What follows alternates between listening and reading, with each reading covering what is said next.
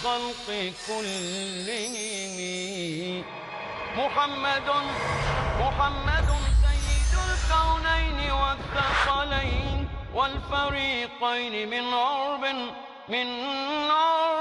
ومن عجم هو الحبيب الذي ترجى شفاعته. السلام علیکم ورحمۃ اللہ وبرکاتہ. الحمدللہ رب العالمین والصلاة والسلام علی رسولہ الکریم وعلی آلہ وصحبہ اجمعین ومن تبعہ بإحسان الی یوم الدین. اما بعد. محترم بھائیوں اور بہنوں، رسول اکرم صلی اللہ علیہ وسلم تمام دنیا کے لیے نمونہ ہیں. آپ کو اللہ تعالیٰ نے رحمت للعالمین بنا کر بھیجا. آپ کی لائی ہوئی تعلیمات سے دنیا کی ظلمتیں چھٹیں اور نور اور اجالا پھیلا. اگر ہم چاہتے ہیں کہ رسول اکرم صلی اللہ علیہ وسلم کے بتائے ہوئے طریقے کے مطابق زندگی بسر کریں تو نبی صلی اللہ علیہ وسلم کی سنت، آپ کا طرز اور آپ کے طریقے کو سمجھنا ہوگا. اس کے لیے ہمارے پاس احادیث کا ذخیرہ موجود ہے. اسی میں ایک مشہور کتاب ہے بلوغ المرام، جس کا ترتیب کے ساتھ ہم مطالعہ کر رہے ہیں، جس کی توضیح اور تشریح بھی ساتھ ساتھ کرتے جا رہے ہیں تاکہ ہم اپنی روز مرہ کی زندگی میں پیش آنے والے مسائل اور مشکلات کو سنت رسول صلی اللہ علیہ وسلم کے مطابق حل بھی کر سکیں، اس پر عمل بھی کر سکیں. اس کے لیے ہم نے مختلف ابواب کا تذکرہ کیا. گزشتہ ہم بات کر رہے تھے لباس اور اس سے متعلقہ امور پر، کہ ایک مرد کا لباس کیسے ہونا چاہیے، ایک عورت کا لباس کیسے ہونا چاہیے. اس کا خلاصہ یہ کہ لباس شہرت کے لیے نہ ہو، دکھاوے کے لیے نہ ہو، لیکن لباس مہذب ہو، شائستہ ہو. لباس محفل اور مجلس کے مطابق ہو، اور لباس جو بھی آدمی پہنے اسلامی شرائط کو سامنے رکھ کر پہنے. یعنی ریشم، اس سے مردوں کو منع کیا گیا. اسی طرح سے کچھ اور شرائط لگائی گئیں. مردوں کا لباس عورت کی طرح نہ ہو، عورتوں کا لباس مردوں کی طرح نہ ہو. اس کے بعد ہمیں آزادی دے دی گئی کہ حالات، موسم اور جغرافیائی بیک گراؤنڈ کے حساب سے آپ اپنا لباس خود متعین کر لیں. وہ جو بھی آپ لباس پہنیں، چاہے آپ توپ پہنیں، قمیص شلوار پہنیں، پائجامہ اور کرتا پہنیں، لیکن شرائط سب کے لیے ایکول رکھی گئی ہیں کہ وہ جو ہے ٹخنوں سے اوپر ہو، مرد کے لیے ریشم کا لباس نہ ہو، وغیرہ وغیرہ. ان چیزوں کو فالو کرتے ہوئے باقی کون سا لباس پہنیں گے آپ اس پر جو ہے خود طے کر سکتے ہیں. اب اس میں اگر کوئی بات ہو، کوئی سوال ہو، تو قبل اس کے کہ ہم آگے دوسرا باب شروع کریں. جی شیخ، میرے دو سوال ہیں. جی فرمائیے. پہلا سوال تو یہ ہے کہ جیسا آپ نے بتایا کہ ہم جو لباس پہنتے ہیں وہ مختلف مذاہب کا نہ ہو. یہ جو اصول ہے، اس اصول کو دلیل بنا کر بعض لوگوں کا کہنا یہ ہے کہ جس طرح سے اللہ کے رسول نے دوسرے مذہب کا لباس پہننے سے منع فرمایا، تو اس سے خود بخود یہ بات واضح ہو جاتی ہے کہ اسلام کا بھی ایک مذہبی لباس ہونا چاہیے، مخصوص لباس ہونا چاہیے. تو اس کے بارے میں آپ کیا کہتے ہیں؟ دیکھیے کہ اسلام کا بھی ایک مذہبی لباس ہونا چاہیے. ہماری عقل کہتی ہے، ہمارا قیاس کہتا ہے. یہ آپ کہنا چاہتے ہیں اسلام کا ہے، لیکن اسلام نے اس کی شیپ نہیں مقرر کی، شرائط مقرر کی. کیونکہ اسلام عالمی دین ہے، اور عالمی دین کوئی ایک لباس کو پوری دنیا میں نافذ نہیں کرتا. یہی اسلام کی بیوٹی ہے. اسلام نے یہ کہا کہ ریشم نہ ہو. اسلام نے کہا کہ مثلا ٹخنوں سے نیچے مرد کے لیے نہ ہو. اسلام نے کہا کہ بعض مخصوص کلر نہ ہو. یہ تو آپ چاہے توپ پہنیں، قمیص شلوار پہنیں، شیروانی پہنیں، یہ سب میں وہ شرائط دیکھی جائیں گی. اور ہر جگہ کا رہنے والا وہاں اپنے حساب سے اس کو عمل کر سکتا ہے. کیونکہ بعض اوقات مثلا ایک جگہ کا ایک بہت ہی محترم لباس ہے، ہو سکتا ہے دوسری جگہ وہ اننون ہو. اگر آپ یہ کہیں گے کہ لنگی اور شرٹ جو ہے پوری دنیا کا لباس ہو مثال کے طور پر، تو آپ لنگی پہن کر اگر مثلا باہر چلے جائیں کسی اور علاقے میں، یورپ، امریکہ وغیرہ، باہر سڑک پر نکلیں تو وہاں ایک منظر بن جائے گا کہ کیا ہو گیا آپ کو، کیوں یہ لباس میں آ گئے. کیونکہ ان کے لیے یہ ایک عجیب سا لباس ہے. یہاں حالانکہ وہ ایک شائستہ لباس ہے. بعض علاقوں میں تو یہاں کے سرکاری، سیاسی، دینی ذمہ دار بھی پہنتے ہیں، کوئی حرج نہیں ہے، کیونکہ یہ یوز ٹو ہیں. اگر وہی وہاں پہنیں گے تو وہاں وہ ایک جوک اور مذاق والی بات بن جائے گی. اسی طرح سے بعض علاقوں کے لباس اگر یہاں آ کر پہنے جائیں گے تو وہاں پر ایک جوک اور مذاق ہوگا. جیسے بعض علاقے میں یہ تجربہ کیا گیا کہ جیسے آپ شلوار قمیص ہے، شلوار مرد آدمی پہن کر بعض علاقے جیسے بخارا، آذربائیجان وغیرہ، یہ جو سابقہ رشین ریاستیں رہی ہیں، اگر آپ جو ہے وہاں پر جائیں گے تو بچے ہنسنا شروع کر دیں گے یہ لڑکیوں کا لباس پہن کر آ گیا، کیونکہ شلوار وہاں پر عرف عام میں لڑکیوں کا لباس ہے، جبکہ شلوار قمیض بعض جگہوں پر تو قومی لباس ہے، مرد بھی پہنتے ہیں۔ تو دیکھیے اگر کوئی ایک لباس متعین کر دیا جاتا تو اسلام کی یہ بیوٹی رک جاتی۔ اسلام نے شرائط متعین کی، اس کی مثال ایسے ہی اسلام نے کھانے کے لیے شرائط مقرر کی، حلال گوشت کھاؤ، ذبح جو اسلامی طریقے سے ہوا ہو۔ اسلام نے یہ نہیں کہا بریانی کھاؤ سب، یا اسلام نے یہ نہیں کہا کہ آپ فلاں ڈش بناؤ، کیونکہ ایک جگہ کی ڈش وہاں کی پسندیدہ ہو سکتی ہے، دوسری جگہ کے لوگ اس کو دور سے دیکھ کر جو ہے پیچھے ہٹ جائیں گے کہ یہ ہم نہیں کھا سکتے۔ تو کیا معنی ہوا؟ ہر جگہ کی جغرافیائی انداز ہوتا ہے، اس کی ضرورت ہے، اس کے مطابق وہ طے کر سکتے ہیں۔ جی اور کوئی آپ شیخ، جو بعض لوگ کہتے ہیں نا، محمد صلی اللہ علیہ وسلم نے کہا کہ یہودیوں کی اور نصرانیوں کی مطلب مشابہت نہیں کرنا چاہیے، تو بعض لوگ کہتے ہیں کہ مطلب یہ شرٹ پینٹ پہننا اور یہ ٹی شرٹ پہننا، کوٹ پینٹ پہننا وغیرہ، تو یہ بھی مطلب یہودیوں اور نصرانیوں کی مشابہت ہے، تو مطلب ہم مسلمان ہو کر ہمیں یہ نہیں پہننا چاہیے، تو آپ کا اس بارے میں کیا خیال ہے؟ یہ بعض لوگ کہتے ہیں کہ شرٹ پینٹ پہننا یہ بھی یہودی اور عیسائیوں کی علامت ہے تو نہیں پہننا چاہیے، مشابہت ہے۔ پہلی چیز تو ایک چیز آپ نے فرض کر لی کہ یہ یہودیوں کی ہے اس لیے نہیں پہننا چاہیے۔ میں اگر آپ سے پوچھا یا جو اعتراض کرتے ہیں ان سے کہ اس کا ثبوت کیا ہے کہ یہ یہودیوں کی علامت ہے، تو آپ کیا جواب دیں گے؟ کیوں آپ نے فرض کر لیا یہ خواہ مخواہ کے؟ اور دوسرا مسئلہ یہ ہے کہ پینٹ شرٹ وغیرہ یہ اس وقت دنیا میں کوئی مذہبی لباس نہیں ہے، بلکہ یہ دنیا میں جو ایک عام لباس سمجھا جاتا ہے۔ اس کو جو ہے مختلف مذاہب کے ماننے والے پہنتے ہیں، تو اس کا مذہب سے اب کوئی تعلق نہیں ہے۔ اگر آپ اس کو دیکھنا چاہیں، چرچ میں چلے جائیں، سینیگاگ میں چلے جائیں، چرچ میں جانے والا پادری پریسٹ اس کا کیا لباس ہوتا ہے؟ وہ پینٹ شرٹ پہن کے نہیں جاتا، چرچ میں جانے کا اس کا اپنا ایک لباس ہے۔ اور اسی طرح رابائی کو آپ دیکھیں، یہودی جب وہ سینیگاگ میں جاتا ہے تو کیا لباس پہن کر جاتا ہے؟ وہ یہ لباس نہیں پہن کر جاتا۔ تو اس کا مطلب کیا ہے؟ مذہبی لباس تو ان کا نہیں ہے، اور نہ وہ اپنی عبادت گاہ میں یہ لباس پہن کر جاتے ہیں۔ اسی طرح سے کسی مندر میں جائیں آپ، وہاں پر جو سادھو ہوگا تو وہ جو ہے اس طرح نہیں بیٹھے گا۔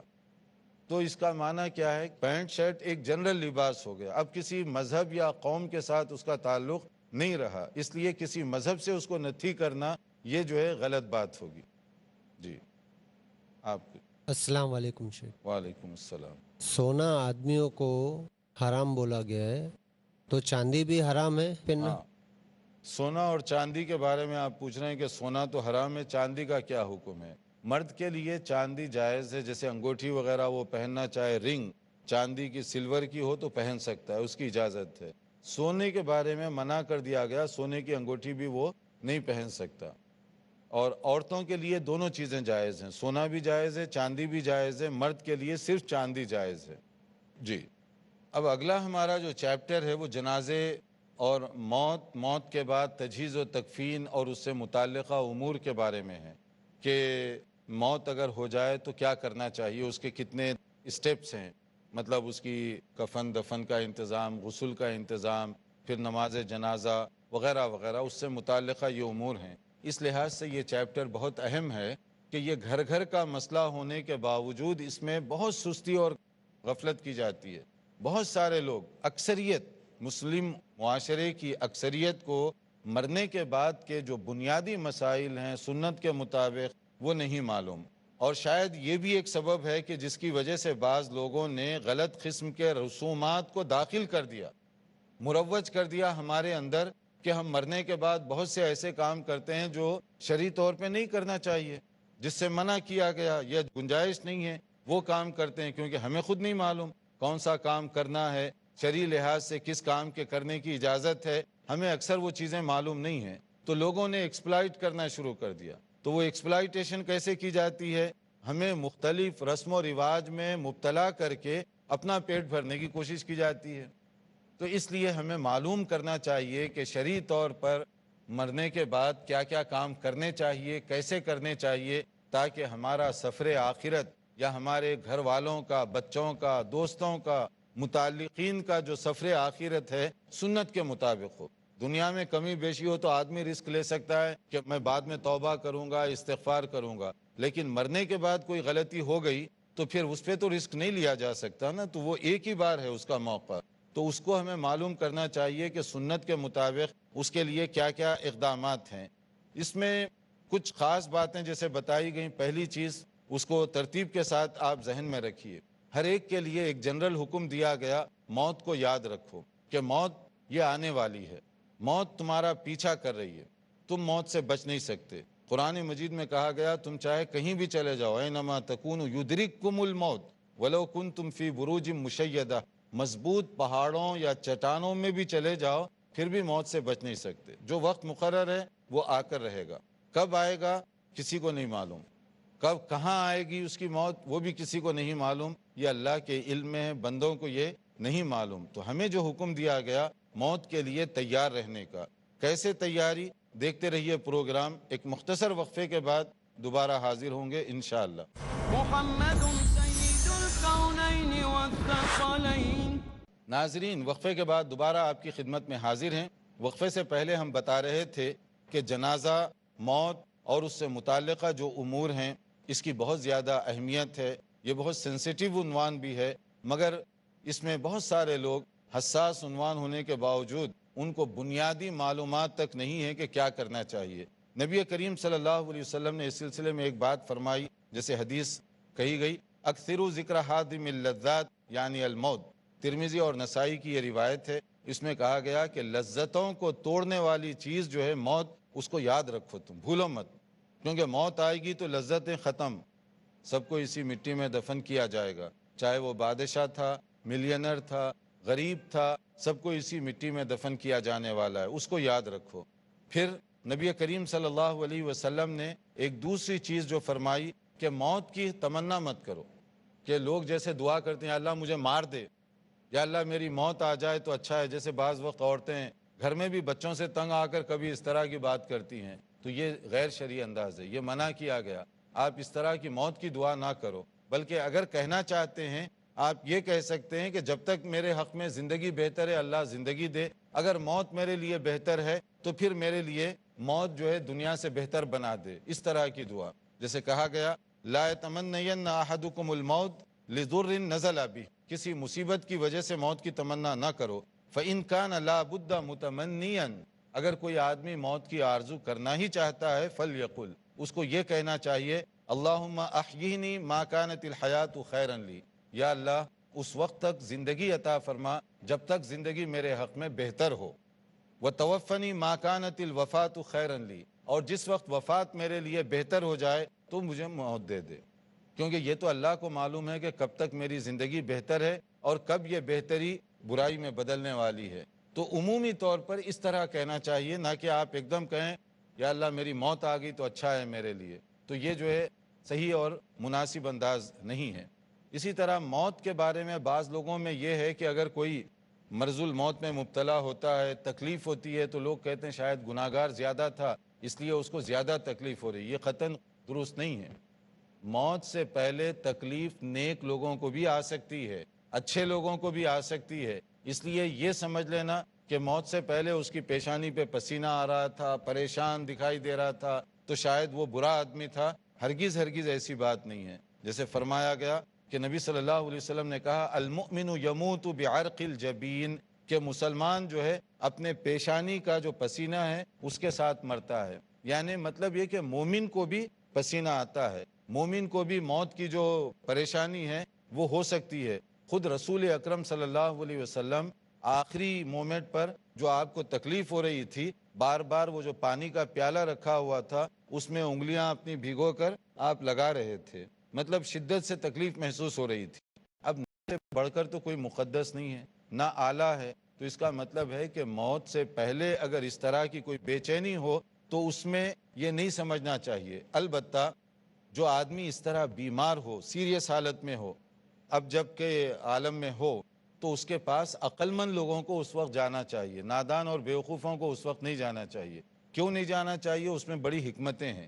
حکمت یہ ہے کہ اگر آپ وہاں جا کر الٹے سیدھے سوالات شروع کیے، اس پر جو کیفیت ہے آپ تو نہیں محسوس کرتے، اگر آدمی اس کیفیت کی وجہ سے چڑچڑا ہو جائے، غصے میں آ جائے، کوئی اپنی زبان سے بات ایسی بڑی کر دے اور اسی وقت اس کی موت آ گئی، تو آپ اس کے برے خاتمے کا سبب بنے۔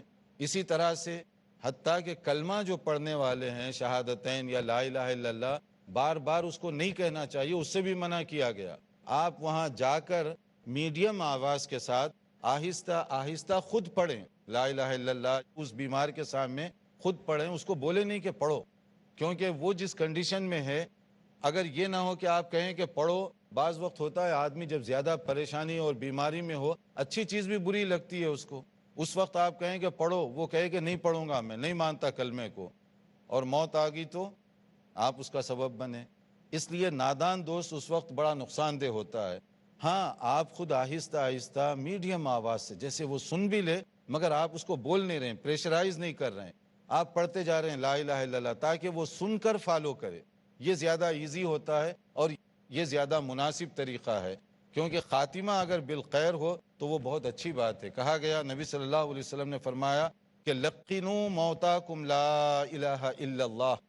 موتا سے مراد یہاں پر عام محدثین نے لیا جو موت کے قریب پہنچ چکا ہے، اس کو تلقین کرو لا الہ الا اللہ کی، پڑھتے جاؤ آہستہ آہستہ، وہاں پر لا الہ الا اللہ پڑھتے جاؤ موت سے پہلے، تاکہ کلمہ سن کر وہ بھی پڑھے، کیونکہ ایک حدیث میں آتا ہے کہ اگر کوئی آخری اس کا کلام جو ہے بات چیت لا الہ الا اللہ پر اس کا خاتمہ ہو، جان نکل رہی ہے، من کان آخر کلامی لا الہ الا اللہ، جس کی آخری بولی اس کی زبان سے لا الہ الا اللہ نکلے اور روح نکل جائے تو پھر وہ دخل الجنہ، جنت میں ضرور جائے گا۔ وہ اگر زندگی میں اس نے گناہ کیے تو اللہ تعالیٰ وہ گناہوں کے بارے میں اس سے پوچھ لے تو پوچھ لے، لیکن ایمان تھا، اللہ کی توحید کا اعلان کرتے ہوئے وہ دنیا سے رخصت ہوا تو بالآخر اس کو جنت ضرور ملے گی، یہ لا الہ الا اللہ کی وجہ سے، یہ اس کی برکت ہے۔ اسی لیے وہاں پر عقل مند آدمی کا جانا یہ نہایت ضروری ہے۔ پھر اس کے بعد کیا کرنا؟ جو لوگ قریب ہیں اگر روح نکل گئی تو فوری جو کام کرنے والے 3-4 کام، کلمہ پڑھا دیے یا پڑھنے کی آپ نے کوشش کی، اس کی جان نکل گئی تو سب سے پہلے اس کے جسم کے جو حصے ہیں نا اس کو ٹھیک پوزیشن میں لاؤ، یعنی آنکھ بند کر دو، ناک وغیرہ سیدھی کر دو، ہاتھ اس کے صحیح کر دو، پاؤں صحیح کر دو، پلو سرانہ رکھا ہوا ہے تو فوری اس سرانے کو نکال دو۔ یہ سب چیزیں بہت ضروری ہوتی ہیں۔ اس کی وجہ کیا ہے؟ آنکھ کھلی رہ جاتی ہے عموماً، اور ذرا سا تاخیر ہو جائے پھر بند کرنا آپ کے لیے مشکل ہوگا، کیونکہ یہ سارے جوائنٹ جو ہے اکڑ جائیں گے، پھر آپ پوزیشن چینج نہیں کر سکتے۔ وہ کتنا ڈراؤنی منظر ہو جائے گا، پھر مردہ ایسے ہی آنکھ کھلی ہوئی دیکھ رہا ہو، یا روح نکلتی ہے تو عموماً یہ کیفیت ہوتی ہے، تو اس کے لیے فوری آنکھ بند کرنے کا حکم دیا گیا۔ وہ رونا چیخنا وہ بعد میں، وہ اس وقت نہیں، اس وقت جو کام کرنا ہے فرسٹ ایکشن وہ یہ کام کرنے والے ہیں۔ اور اسی طرح سے اس کے ہاتھ کبھی یہاں ہوں گے، کبھی اوپر اٹھے ہوئے ہوں گے، تھوڑی دیر یہی اینگل میں رہیں گے تو وہ اسی طرح سے لکڑی کی طرح خشک ہو جائیں گے، پھر آپ نیچے کرنا چاہیں تو مشکل ہو جائے گی، تو اس کے لیے سیدھے اس کو اینگل جو نارمل انداز ہے نیچے کر دو۔ اسی طرح سرانہ اگر نیچے ہوگا، جیسے لیٹتے وقت آدمی تکیا وغیرہ رکھتا ہے تو فوری اس کو نکال دو تاکہ گردن صحیح پوزیشن میں آ جائے، ورنہ گردن اتنی اونچی ہو جائے گی پھر اوپر اٹھی ہوئی ہوگی۔ تو یعنی جب تک اس کے اندر گرمی اور حرارت ہے یہ سب چیزیں کرو، یہ سنت ہے۔ جیسے کہ نبی کریم صلی اللہ علیہ وسلم کے ساتھ ایک واقعہ پیش آیا، دخل رسول اللہ صلی اللہ علیہ وسلم علی ابی سلمہ، کہ ابو سلمہ رضی اللہ عنہ ایک صحابی ہیں، ان کی یہ بیماری آخری مومنٹ پر پہنچی، نبی صلی اللہ علیہ وسلم کو بلایا گیا، آپ تشریف لے گئے۔ اب یہ دیکھیے سنت، یعنی صرف مسجد میں کتنے رکعت پڑھنا سنت وہی نہیں ہے، یہ سب چیزیں سنت ہیں، مگر ہم کیا کرتے ہیں؟ مغرب کے بعد کتنی سنت، عشاء کے بعد کتنی سنت، بس وہاں تک ہی سنت ہے، باقی چیزوں میں سنت پر عمل نہیں کیا جاتا۔ اب یہاں پر نبی صلی اللہ علیہ وسلم نے کیا کیا؟ وَقَدْ شُقَّ بَصَرُهُ، کہ دیکھا کہ ان کی آنکھیں کھلی رہ گئی ہیں، یعنی ابھی ابھی روح نکلی ہے، فوری نبی صلی اللہ علیہ وسلم نے فَأَغْمَزَهُ، آنکھیں ان کی بند کی اپنے ہاتھ سے، ثُمَّ قَالَ إِنَّ الرُّوحَ إِذَا قُبِضَ اتَّبَعَهُ الْبَصَرُ، کہ جب آدمی کی روح نکلتی ہے تو اس کی آنکھیں اس کو فالو کر رہی ہیں، روح کو فالو کرتی ہیں اوپر تک، اس لیے آنکھیں کھلی رہتی ہیں، تو فوری تم آنکھوں کو بند کر دو۔ فَزَجَّ نَاسٌ مِّنْ أَهْلِهِ، اب لوگوں کو یقین ہو گیا یہ تو مر چکے نبی کے بولنے کے بعد، اب وہ چیخنا شروع کر دیے، جیسے ہوتا ہے نا افسوس کا اظہار، رونا پلانا وہ شروع کیا۔ فقال، تو نبی صلی اللہ علیہ وسلم نے ان کو اسٹاپ کیا اور کہا، لا تدعوا علی انفسکم الا بخیر، سوائے دعائے خیر کے اب کوئی بات مت کرو، شور شرابہ مت کرو۔ کیوں؟ یہ پوائنٹ ہے، فإن الملائکۃ تؤمن علی ما تقولون، جو زبانوں سے نکلے گا فرشتے بھی آمین کہیں گے، وہ قبول بھی ہو سکتا ہے کہ ہمارے ہاں ہوتا ہے نا، اس کی پوری ہسٹری بعض عورتیں گنانا شروع کرتی ہیں مرتے ہی، وہ اچھا تھا، برا تھا، اس نے یہ کیا، یہ نہیں کیا، وہ سب غلط ہے۔ اس سے روک دیا گیا کہ فرشتوں کے آمین کہنے کا وقت ہے۔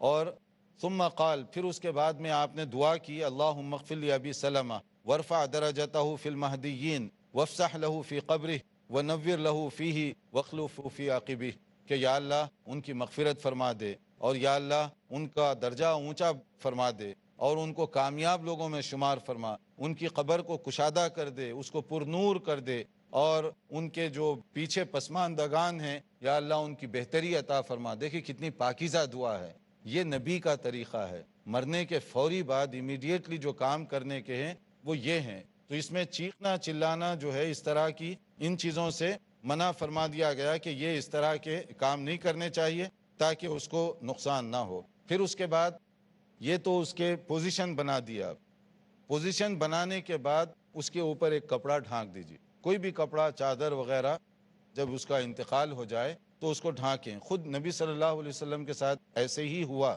کہ ان نبی صلی اللہ علیہ وسلم حین توفی سجی ببرد حبرۃ، کہ رسول اکرم صلی اللہ علیہ وسلم کو جب آپ کی وفات ہو گئی تو ایک دھاری دار چادر اوپر ڈال دی گئی فوری طور پر۔ یہ اس کا طریقہ ہے۔ اسی طرح ایک اور مسئلہ بھی ہے کہ اگر کسی کی ڈیتھ ہو گئی، مثلا بیٹا ہے فوری آیا، یا ماں کا انتقال ہو گیا، باپ کا انتقال ہوا، وہ آتے ہی چاہے تو پیشانی کو بوسہ بھی دے سکتا ہے وفات کے بعد بھی، کیونکہ باپ کا بیٹے کا اس طرح کا رشتہ ہوتا ہے۔ جیسے حضرت ابو بکر رضی اللہ تعالیٰ عنہ نے کیا، ان ابا بکر الصدیق رضی اللہ عنہ قبل النبی صلی اللہ علیہ وسلم بعد موتہ، صحیح بخاری کی حدیث ہے، جب نبی کریم صلی اللہ علیہ وسلم کی وفات ہوئی، حضرت ابو بکر صدیق فوری تشریف لائے، جیسے ہی معلوم ہوا، اور آ کر پیشانی کا بوسہ دیا۔ تو یہ بھی ایک طریقہ ہے، اگر کوئی پیشانی کا بوسہ دے تو وہ غلط بات نہیں ہوگی۔ اور اسی طرح سے کہ ایک سیریس مسئلہ ہے، وہ ہے مرنے سے پہلے کوئی قرض وغیرہ کا ہو، تو یہ اتنا سیریس ایشو ہے کہ قرض ادا کیے بغیر اس کی نجات کا چانس نہیں۔ دعائیں مغفرت بھی کریں تو فائدہ نہیں ہے، وہاں پیمنٹ، لین دین جو دنیا کے تھے وہ پورا کرنا ضروری ہے۔ اس کے لیے جو ہے انشاءاللہ اس کی تفصیلات ہم آگے بتائیں گے کہ نبی صلی اللہ علیہ وسلم اس کو کس انداز سے دیکھا کرتے تھے۔ ہمارا وقت ہو رہا ہے تو دیکھتے رہیے ہمارا پروگرام، اور مزید تفصیلات کے لیے، جنازہ اور اس کے متعلقہ امور کے لیے انتظار کیجیے اگلے لیکچر کا۔ والسلام علیکم ورحمۃ اللہ وبرکاتہ۔ مولاي صل وسلم دائما أبدا على حبيبك خير الخلق كلهم محمد سيد الكونين والثقلين والفريقين من عرب ومن عجم، هو الحبيب الذي ترجى شفاعته، هو الحبيب الذي ترجى شفاعته، لكل هول من الأهوال مقتحم. مولاي صل وسلم دائما